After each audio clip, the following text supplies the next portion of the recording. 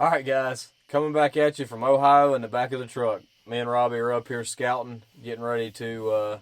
We'll hang some trail cameras tomorrow, and I won't be back here until November. So hopefully we're going to have a big buck on the ground. Hopefully you enjoyed day one. This is going to be day 2 and 3. I'm going to put both of those 2 days together. Just to preface this, packing out my elk wrecked us. I mean, we were tore slam up. I mean, our bodies were hurting coming from sea level to 10,000 feet and having to pack out a bull within 24 hours of coming from sea level. It really put a hurting on our bodies. So, day 2, the only thing I filmed, which this is my fault, I am definitely going to do better this year. I've got to focus on actually getting footage each day. Day 2, literally all we did was get up. I caped out the head. We went to the processor, dropped all that off. He froze everything for us and processed it while we went back out and hunted. But the only thing I videoed from day 2 is just one little snip. After the snip here where we're driving through after the snip where we're driving on day 2, we went up this nasty road. It took us like an hour and a half of almost like rock crawling to get where we camped. Ended up getting a pretty dang cool time lapse of the truck up in this spot, and then that's really everything from day 2. And then jumping into day 3, got some cool shots. Ended up getting some elk on film, so I wanted to bring that to you. Even though it's not a whole lot of action in these 2 days, this is how elk hunting is, and I wanted to bring you actually what happened in these days. So without further ado, let's jump into day 2 and 3.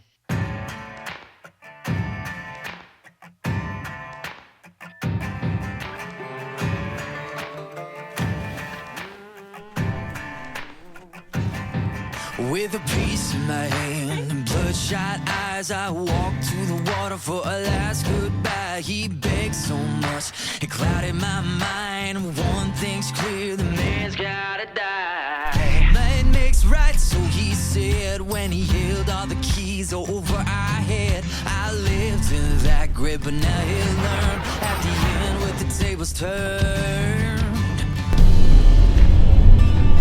Lord, forgive me.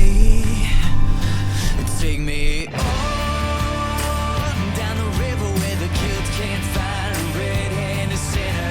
On where the grave can't cry out. 'Cause I done wrong down the river with a hand on a Colt and a finger on the trigger. And long before dawn they try to find me. So take me on down.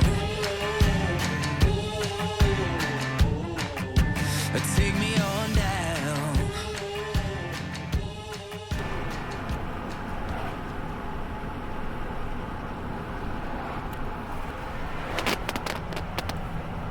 Well, I guess it's technically day 2 of a 15-day hunt, and we already got the bull on the ground. So we did this pack out yesterday, and it just wiped both of us slam out. I did something in my back or chest or something. I can't hardly move today, and didn't sleep worth a crap. I don't know if you can tell my voice is all jacked up from my sinuses draining. But we're heading back into town now to take the cape and the antlers to the meat processor. He's gonna let me use a saw and cut the antlers off, and then he's gonna keep my hide until we leave. So awesome trip so far, but I'm gonna tell you right now, packing out an elk ain't no joke. But it is nice to look in that rearview mirror back there, look in the back and see them antlers sitting in the back of the truck. Chandler just said something about it, and I was like, dang, I didn't even think about that. And I turned around and looked, I said, ooh, that is sweet. So we're gonna take these things into the beef processor, and then we're gonna get us some breakfast and catch back up with you.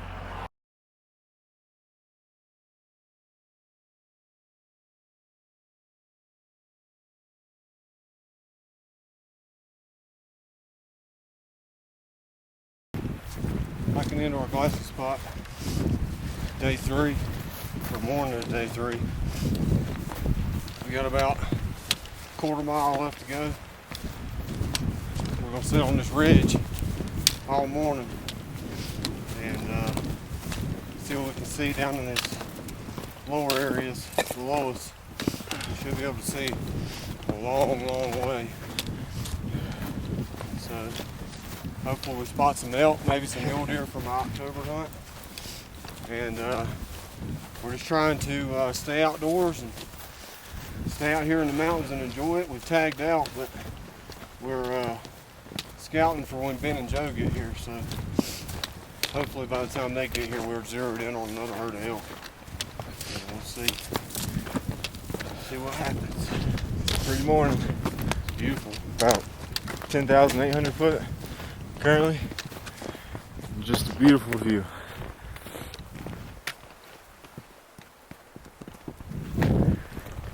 I want to say that might be where we're going.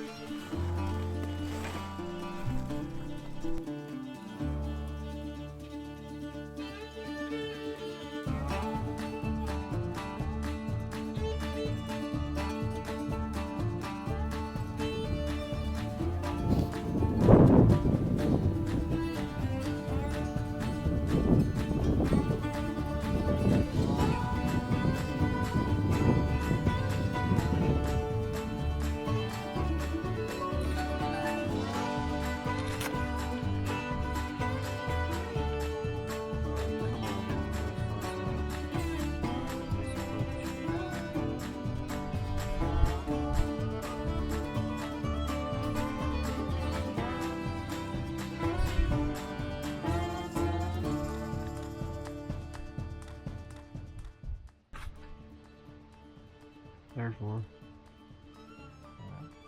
2, 3. It's 2 cows and a calf. Down there, see them?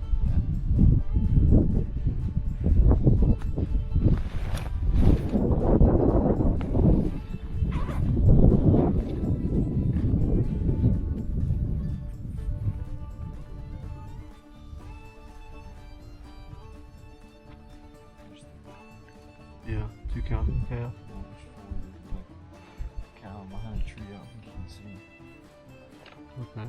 Yeah, I see it now.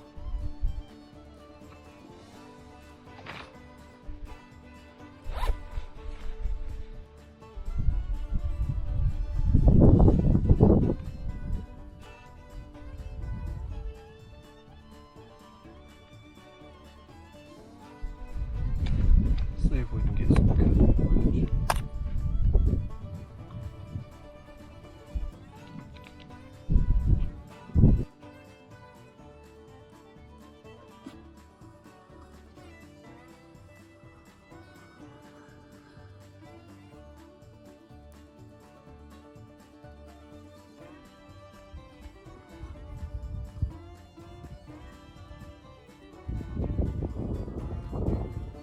It's going to be a lot easier to see the elk back there than it will be over here. Because that sun's going to be in our face.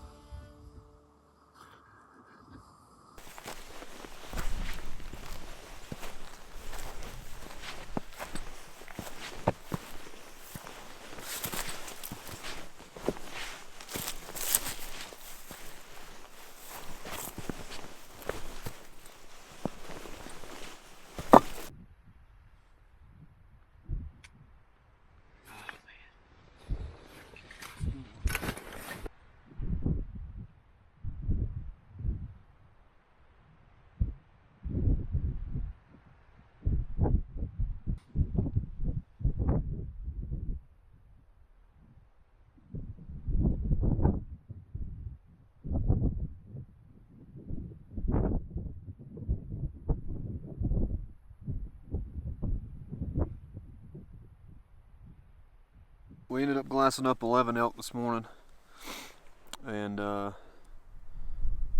sometime after 9 now. I don't think we're going to see anything else till later on in the day because it's supposed to get up close to 90 degrees today. But I don't know if you can see it, but we got a lot of smoke coming in off these wildfires over here. It's making visibility a lot worse. This looks like it'd be a dynamite spot, you know, overall.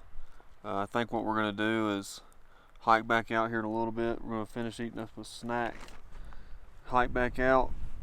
I'm feeling pretty rough, so we're kind of taking it slow. And then I think we're going to move maybe back over to near where I killed my bull, and plan on being there when the snow hits tomorrow and see what happens. So we're having a good time. It's a blast. It's beautiful out here. Just got done talking to a real nice fella from out here. Says we're originally from Oklahoma. We just got talking about deer hunting and elk hunting.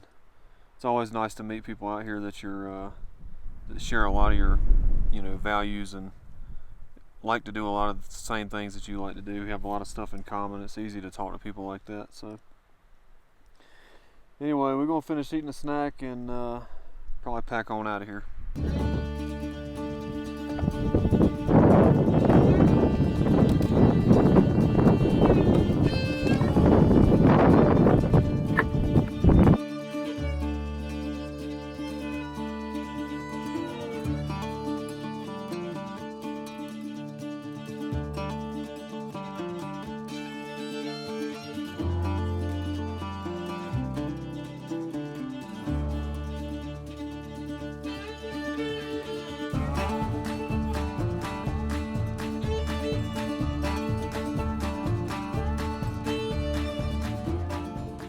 We're on our way back in kind of where I shot my bull.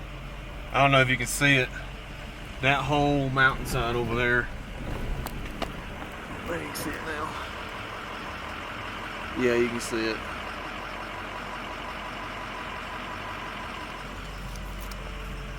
Right now that's what we're dealing with. We're trying to kind of weigh our options. I think we're going to press on.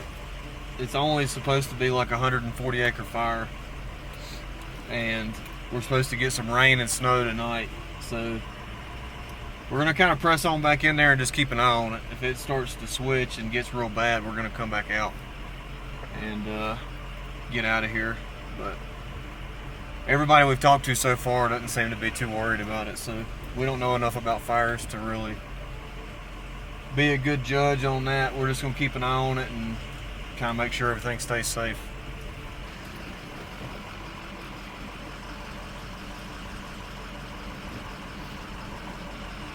Alright guys, so as you can see, huge forest fire.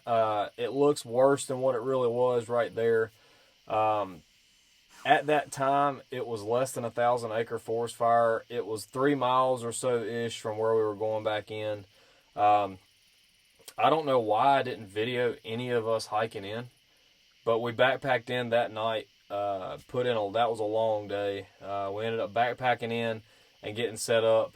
I will say that's probably the most uncomfortable I've been backpacking so far since I've been backpacking. Some guys are probably going to say it wasn't the smartest idea. We had a pretty stiff wind blowing away from us. This fire would have had to have came over a mountain, down through a bottom, and then back up another mountain to get to us, even though it was only 3 miles away. But I will say this fire was big enough we could feel the heat off the fire when the wind direction would switch. We could actually feel the air temperature change. With that being said, once it got dark, we could see the flames up over this mountain, and it was actually lighting up our tents. I could actually see the red glow through the actual siding of my tent. So that was a little bit unnerving, but we knew that we had a major storm coming through the next day. And with that being said, you are definitely not going to want to miss the footage from day 4. This really is going to show you just how fast the elements can change at 10,000 feet. So Thanks for watching day 2 and 3, guys. Remember to live your life to the fullest and use your passions to bless others. We'll catch you on tomorrow's video.